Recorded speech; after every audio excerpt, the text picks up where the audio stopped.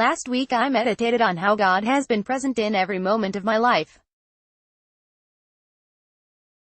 In order to do this, I took out an old photo album that my mom had given me after I finished high school and left home. I consider myself blessed that Mom put together this album of photos beginning with my birth and continuing through high school graduation. Mom's efforts fill about 15 pages of the album, and my entries fill the remainder of the album: my graduation, my first marriage, the arrival of my 2 sons, but not yet the arrival of my 3rd child, a daughter, and family pictures of the first years of my sons' lives. While going through the album, I was struck by the beauty of family relationships. Pictures of me with my dad, mom, sister, and brothers all surprised me as I noticed for perhaps the first time the love and tenderness expressed among us. Enjoying this reminiscing, I stopped at a photo of me, age 14, blowing out candles on a birthday cake. I scanned the faces of the kids at the party. Mom must have been feeling proud to host my first boy-girl party, because there's not a girl in the photo except me. It's all boys behind me. One boy in particular caught my eye.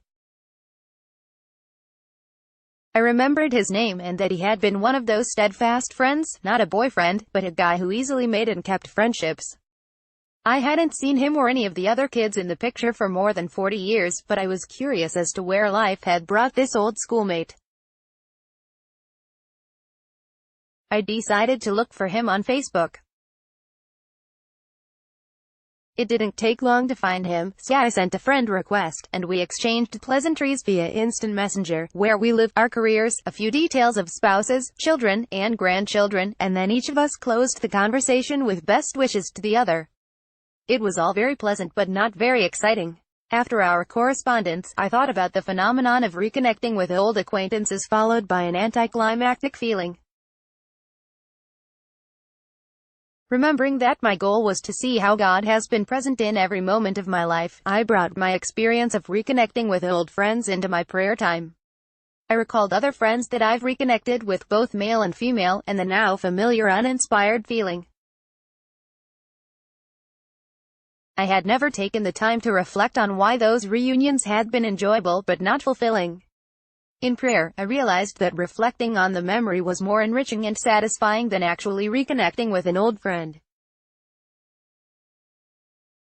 I don't consider this a bad thing. In fact, I consider it a grace and a blessing. It acknowledges where I've come from, my roots, my past experiences, and the way the people in my past have helped to shape who I am today. It is knowing where I am now, without regret or desire to return to the past. I saw clearly how the fond memory of my 14th birthday would only impact my current life if I acted upon it, as when someone reconnects with an old boyfriend or girlfriend with a desire to rekindle the flame. This transitions the memory into something new, rather than bringing the memory to fulfillment. This understanding is especially powerful in respect to unpleasant memories. After I finished reminiscing with the pictures in that old photo album, I realized that I had passed over the bad memories without incident. They held no power over me. I thought in particular about an old memory that used to haunt me, and I marveled at this newfound capacity to move beyond it. I saw the event as something that had happened in the past. The painful details were absent, and I was able to pray for those who had been harmed by the event, including me.